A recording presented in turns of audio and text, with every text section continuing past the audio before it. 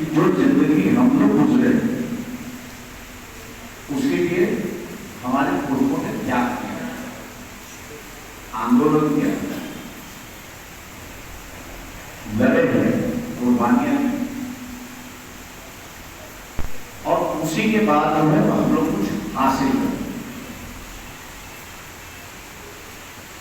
गुमराह करने की बात कई जगह चलती है। अधिकार और धर्म, इसको हमेशा हम लोगों के सामने पेश किया जाता है, और अधिकार और धर्म के बारे में जब बातचीत चलती है तो हम लोग को ये सिखाया जाता है कि जब धर्म अधिक महत्वपूर्ण है, अधिकार की बात नहीं, और जब धर्म की बात जब चलती है तो फिर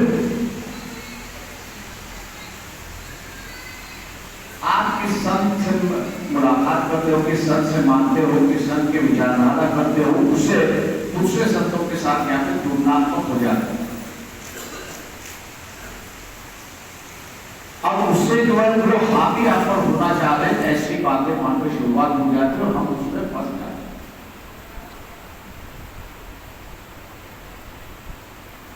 इस देश में जो है एक समय था कि मंदिरों का राज चलता, कानून जो है मंदिरों से बनते, वो एक वक्त था, एक जमाना था, सही है गलत तो उसमें नहीं जाऊंगा, लेकिन आज जो है वो कानून बनाने का मंदिर बदल चुका है।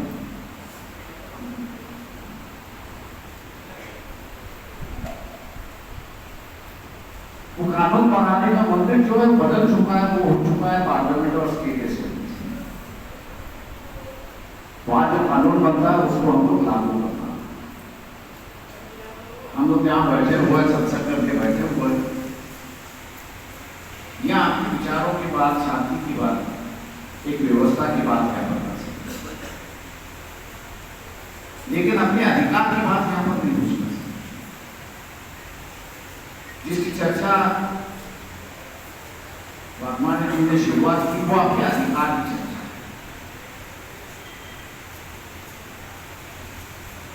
वो किसी संत विचारों को आगे ले जाने की चर्चा, ऐसा मैं नहीं मानता।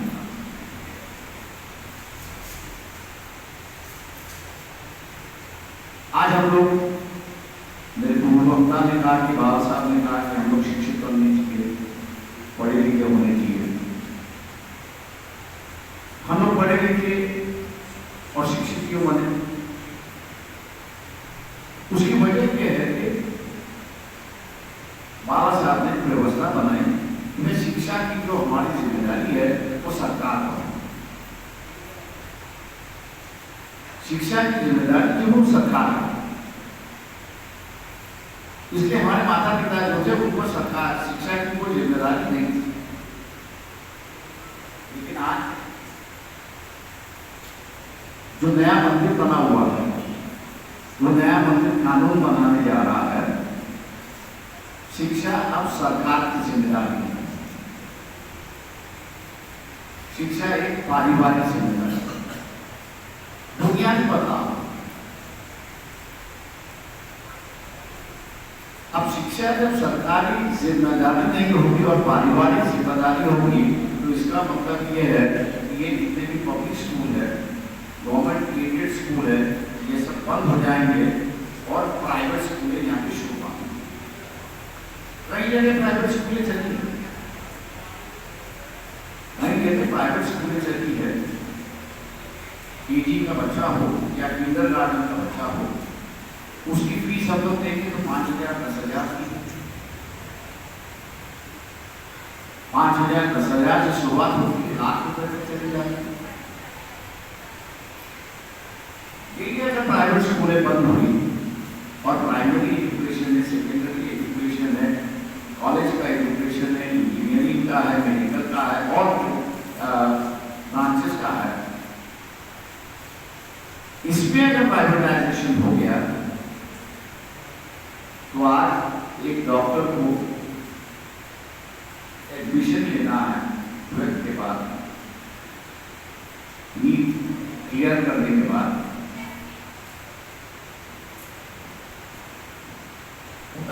मिलता है तो ठीक है, अगर कोटा से नहीं मिलता है तो मिनिमम फीस उसको जो है 80 लाख देनी होगी।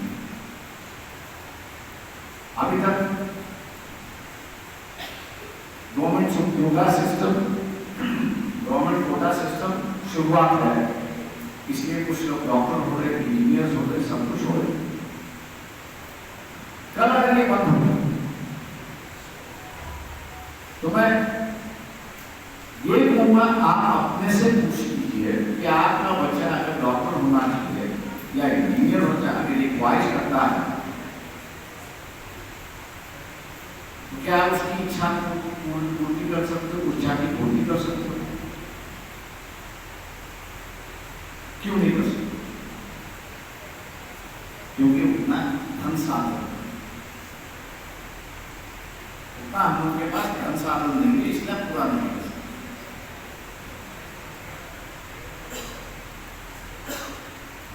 ये जो व्यवस्था बदल रही है, इस व्यवस्था बदलते समय हम लोग चुपचाप बैठे तो मैं कहूंगा नहीं, पहले भी नहीं था कि 50 साल पहले, 60 साल पहले ये व्यवस्था नहीं थी।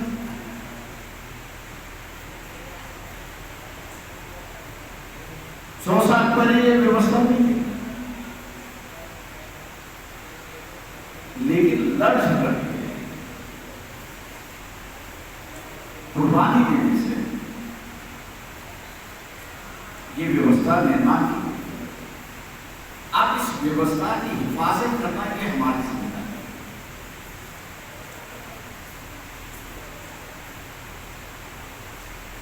पापा ने एक और बात जिसको हम लोग ने कभी ध्यान नहीं दिया, हम उपभोक्ता है, भोगी है, और भोगी होने की वजह से उसका हम लोग को ज्ञान भी नहीं, मार्ग भी। हम लोग को ये लगता है कि व्यवस्था बनी है वैसे ही चलती रहेगी।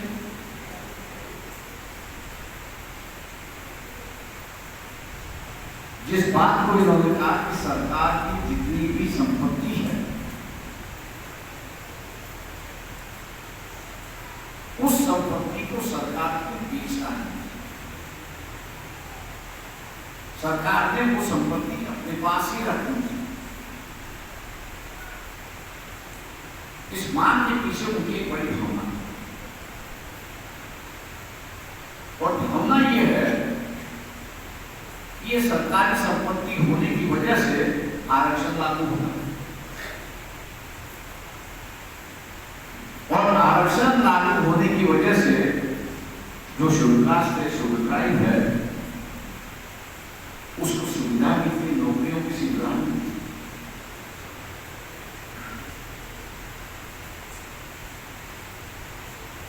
अब ये सुविधा के माध्यम से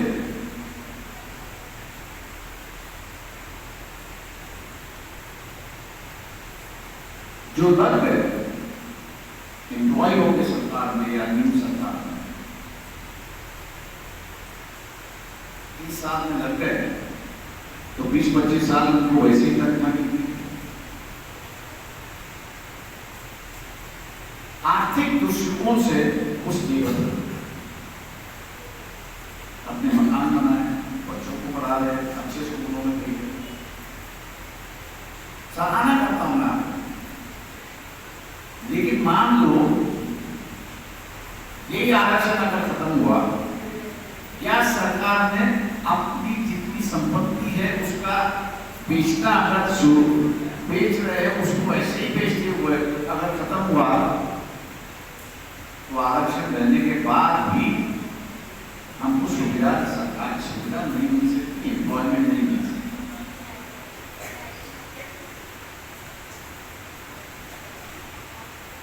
हम लोग ये नहीं सोचते कि हम लोग ने पिछले 10 साल में क्या हो, 10 साल 15 साल में क्या हुआ हो। किसी को इस बात की पता है कि सेंट्रल गवर्नमेंट का जो बजट है उस बजट में सैलरी पर कितना खर्च है?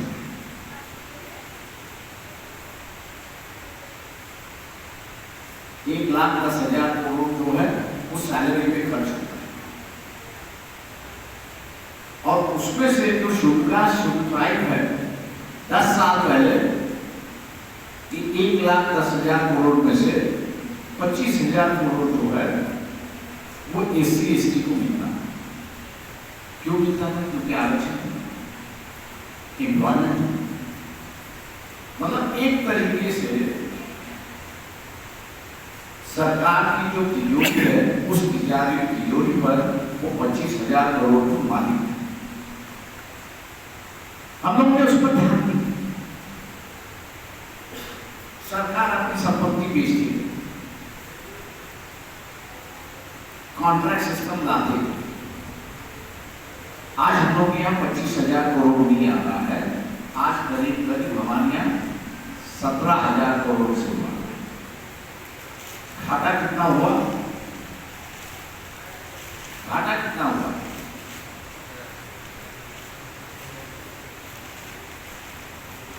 5 और 3 8,000 करोड़ का जो है हम लोग घाटा हुआ। वजह यही है कि हम लोग सतर्क नहीं रहे और अपने अधिकार को हम लोग समझते। हम लोग ये समझते रहे कि हम हमारे बच्चों को पढ़ाएंगे, लड़काएंगे, अच्छी शिक्षा देंगे, तो ये सिस्टम चलती रहेगी और उनको सुकून की जिंदगी गुजार रहे हैं। सोच गलत नहीं, सोच सही, लेकिन एक बात को हम लोग भूल गए जो बाबा साहब ने कहा। बाबा साहब ने कहा था यहाँ क्रांति हो चुकी है, नहीं ऐसा नहीं, सालों से हो चुकी है। जिन संत महात्मा को हम लोग मानते हैं, पूछते हैं, आदर करते हैं, इन्होंने क्रांति बदलाव की नहीं, ऐसा नहीं, उन्होंने बदलाव। लेकिन बाबा साहब हमेशा कहते रहे कि ये जो बदलाव है, संतों ने जो बदलाव है, इस बदलाव को हम लोग एक व्यवस्था में परिवर्तित नहीं कर सकते। अगर व्यवस्था में परिवर्तित करते तो वो इस समाज का स्थायी भाव होता, एक समाज का हिस्सा, और समाज का हिस्सा जब बन जाता है तो वो सामाजिक आयु बन जाती है। ऐसी एक परिस्थिति आज भी जो मानता हूं कि हम लोग लड़ते क्यों, इस समाज व्यवस्था के साथ हम लोग लड़ते, उसकी वजह यह है कि हम लोग बस ताकत आ चुकी है। अब वो ताकत आने का दायरा कौन सा है? शिक्षा है और आर्थिक दृष्टिकोण से हम लोग जो सक्षम होते जा रहे हैं। जो प्रतिक्रांति चली है वो प्रतिक्रांति हमला किस पर कर रहे हैं? शिक्षा पर हमला कर रहे हैं और सरकारी संपत्ति जो है उस संपत्ति को निजीकरण करते जा रहे हैं, प्राइवेटाइजेशन करते जा रहे हैं। ये जैसे जैसे प्राइवेटाइजेशन करते जाएंगे, मैंने वैसे कहा पिछले 10 साल के अंदर 8,000 करोड़ हम लोग लॉस हो चुके हैं। सेंट्रल की बात, स्टेट की बात, और 10 साल के बाद हम लोग इसे देखेंगे तो 17 से 8 जाएंगे, 12 पे आ जाएंगे, उससे और चले जाएंगे तो 3 में आ जाएंगे। तो आपका ये जो आर्थिक मनोबल है, आर्थिक स्ट्रेंथ है, उसी पे ही हमला किया, उसी पे ही हमला किया जा रहा है। और हमला की वजह हो रहा है कि हम लोग अपनी सामाजिक जिम्मेदारी जो है, अपनी सामाजिक जिम्मेदारी जो है, उस जिम्मेदारी को हम लोग समझ,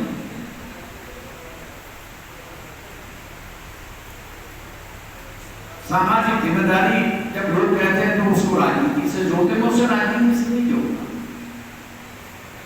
अपनी सामाजिक जिम्मेदारी ये होती है कि जो नया मंदिर बना हुआ है कि जहां से कानून बनते हैं, वहां पर कौन बैठेगा इसको हम लोग तय करना चाहिए। वो अगर अपने विचार से है तो व्यवस्था सुकून से चलती है, जैसे पिछले 70 सालों में चलती। जब एक व्यवस्था अपने विरोधी विचारों के साथ बैठती है तो वो बदलाव की बात वहां पर करती है। और आज जो है वो पिछले 10 साल से बदलाव की चर्चा यहाँ की शुरुआत हो चुकी है। और यहाँ तक बात करके जैसे 2025 के बाद जो हम लोग राजा बने हुए हैं, मैं अपने आप को राजा समझता हूं, आप भी राजा हो, लेकिन उस राजा की हैसियत हम लोग, वो राजा की हैसियत क्या है कि उसके हाथ में 5 साल के बाद 5 साल के बाद उस नए मंदिर में किसको बिठाना, उस नए मंदिर में किसको बिठाना, इसकी तय हम लोग कर रहे हैं। अपने ही विचारों के साथ जो जुड़ा हुआ है वो अगर है तो हम लोग को माहौल उसी तरह से बनाना, उसी तरह से माहौल हम लोग को बनाना होगा। और वो माहौल जो है लोगों से बातचीत करना शुरू हुआ।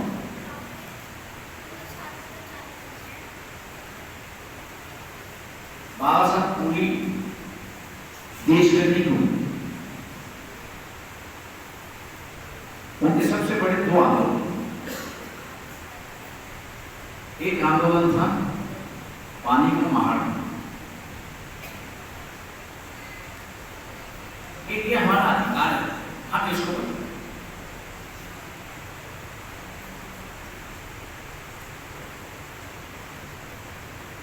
जैसे वहां पर बाबा साहब ने पानी का आंदोलन शुरुआत किया, देश भर में लहरें लगी।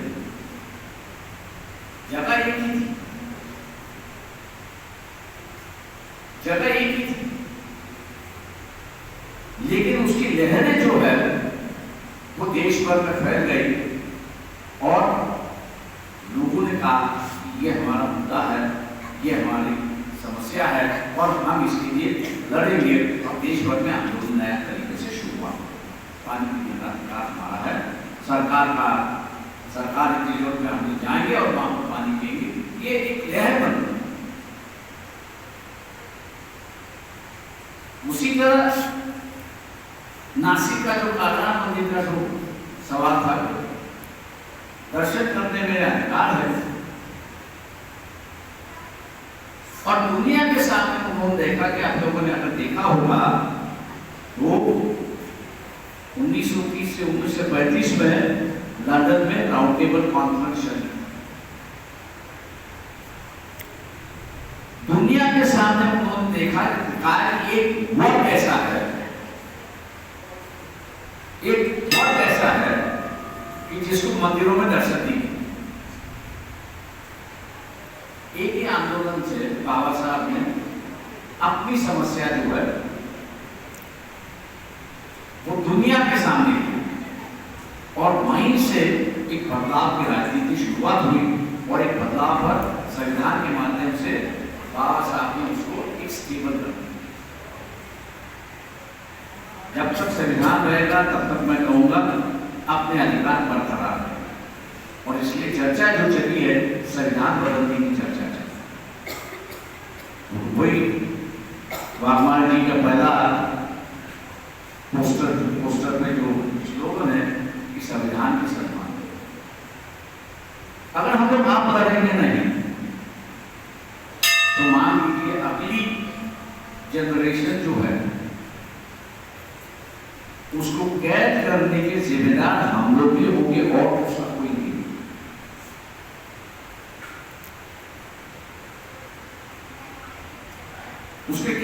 कि हम लोग की जिम्मेदार है और दूसरा कोई नहीं होगा, क्योंकि जो अधिकार मिले उस अधिकार की हिफाजत करने में, उनको बरकरार रखने में, उनको संभालने में योगदान दें। इसलिए हम लोग जिस तरह से अपनी पारिवारिक जिंदगी एक बहुत खूबी से हम लोग निभा रहे, उसी तरह से ये सामाजिक जिम्मेदारी जो है इसको भी हम लोग को निभानी होगी। हम लोग अपनी बात करते रहेंगे, लेकिन भीड़ भी अपनी एक बात कहते हैं, ऐसा नहीं है कि कोई उसको मानता नहीं।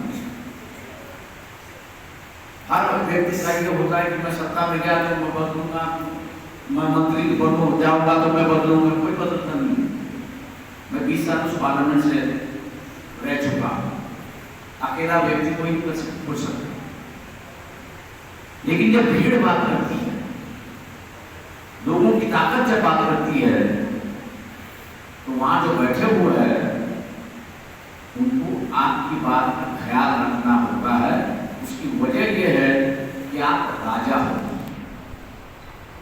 उसको इस बात का पता है 5 साल के बाद इनके पास ही जाना होगा और वही पूछेगा, मैंने आपकी तो आवाज बुलंद कर दी थी, आप उस आवाज के साथ में नहीं थे, दोबारा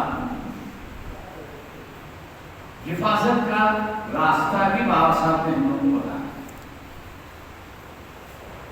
अब सिर्फ इतना है, इस रास्ते पर हम लोग चलेंगे या ना।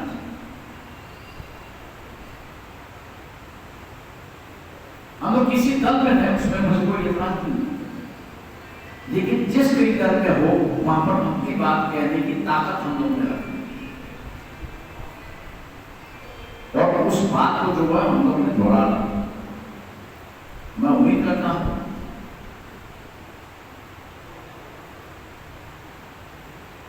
कि जो 25 जुलाई का जो जुलूस है, जंतर मंतर पर आंदोलन का धरना का जो जुलूस है, मैंने जैसे कहा कि ना वाकमाने को फायदा ना मुझे फायदा, लेकिन इस आंदोलन के बारे में बहुत सारी चर्चा शुरू हो चुकी। दिल्ली में जब रात को आया तो मुझे कई लोगों ने कहा आप ये नया क्यों छोड़ दिया। मैंने कहा अगर जो कोई होता मैं उसके साथ जुड़ जाता। बागवान जी ने रविदासी समाज के माध्यम से इसको उठाया, तो मैंने कहा हम सज्जन उसके साथ में जुड़ जाना है। बहस करनी है तो जिन मुद्दों पर उठाए उस मुद्दों पर बहस करें, उसी में हित। और इन मुद्दों से बाहर अगर कोई बहस कर रहा है तो आप समझ लो कि वो आपका दुश्मन है। ये समझ लो कि आपका वो दुश्मन है, क्योंकि वो नहीं चाहता है कि आप अगली पीढ़ी की जनरेशन के उसके अधिकार के आप हिफाजत करें, उसके आप रक्षक करें। और इसलिए बाबा साहब ने कहा था मैं कारवां यहां तक ले आया, जिम्मेदारी आपकी है, इस कारवां को पीछे मत जाना। जो इस समाज व्यवस्था की पीड़ित है, जाति व्यवस्था से पीड़ित है, सामाजिक अत्याचार से जो पीड़ित है, उनकी ये जिम्मेदारी है कि जिस अवस्था में मैं जिया हूं, जिस आनंद और सुकून से मैं जिया हूं, वही आनंद और सुकून अपने बच्चों के लिए भी हिफाजत करना, बरकरार रखना, संभालना, ये हमारी जिम्मेदारी है। और मैं यही उम्मीद के साथ यहाँ पे रुकता हूँ कि आप बागवानी जी की ये जो आंदोलन है उनका जो प्रयास है, हालांकि आत्मिक बात वो हमेशा कहते रहे, लेकिन पहली बार जब मुझसे मिले तो मैंने उनसे वही सवाल किया, स्वामी जी आप तो दूसरा रास्ता कह रहे हैं। तो बोले हाँ, मैं थोड़ा दूसरा रास्ता अपना रहा हूं। क्योंकि जिस रास्ते पर मैं चल रहा हूं उसकी भी अगर हिफाजत करनी है तो मुझे दूसरे रास्ते पर चलना है, और दूसरे रास्ते पर इसलिए चलना है क्योंकि ये यहाँ एकेश्वरवाद की बातचीत शुरुआत हो चुकी। आप उस एकेश्वरवाद में गुरु रविदास का तो नाम नहीं आएगा, या आएगा? जो एकेश्वर की बात चली है, एक ही भगवान हो, एक ही संत हो, क्या उसमें इस चर्चा के अंदर गुरु रविदास जी का नाम आएगा?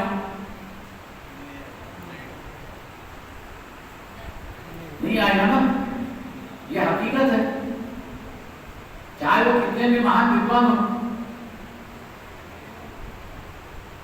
चाहे वो कितने भी महान विद्वान हो, श्रेष्ठ हो, उनकी चर्चा नहीं होगी। उसकी वजह यह है, जहां बाबा साहब ने कहा था कि क्रांति की चिंगारी, ये संतों ने और महात्माओं ने अपने अपने जमाने में क्रांति और चिंगारी की बातचीत की, और जिन लोगों ने क्रांति और चिंगारी और बदलाव की बात की थी, उनकी चर्चा ये एकेश्वरवादी इसका मतलब है एक ही भगवान होगा, लोगों को उसी को ही मानना होगा, जो कोई और दूसरा भगवान मान रहा है, संत को मान रहा है, उस पर कार्रवाई होगी। क्या आपको पसंद है? मंजूरात है? आपने अगर अपना अधिकार नहीं बचाया तो पार्लियामेंट में कानून हो गया तो आप क्या करोगे? आप करोगे क्या? कुछ भी नहीं, मानना होगा। इसलिए जो अपनी विचारधारा है उसको अगर बचाना है तो हम लोग को इकट्ठा होना, लड़ना होगा, सामाजिक रूप से लड़ना होगा, अधिकार से लड़ना होगा, और अपनी बात कहनी होगी कि हम एकेश्वरवाद को मानते हैं, इस देश में एक भगवान हो, इसको हम लोग मानते हैं, हम गुरु रविदास को मानते हैं, हम गुरु रविदास को मानते हैं। ये कहने के लिए तो भी हम लोग मानना चाहिए, और आप लोग उपस्थित रहेंगे, इन बातों का आप बस्तियों में फैलाव करेंगे, चर्चा जरूर करेंगे, और समय बहुत कम है आप लोगों के पास, समय बहुत कम है। 2023-2024 के बाद आपको आंदोलन करने का मौका भी नहीं मिलेगा, लड़ने का मौका भी नहीं मिलेगा, और फिर हम लोग कहेंगे कि ये गलत हुआ। रोने के अलावा हम लोग के पास और कोई रास्ता नहीं होगा। वो परिस्थिति आने के पहले ही हम लोग अपने अधिकार की हिफाजत करेंगे, यही उम्मीद आपसे रखता हूँ, और आपकी रजा है।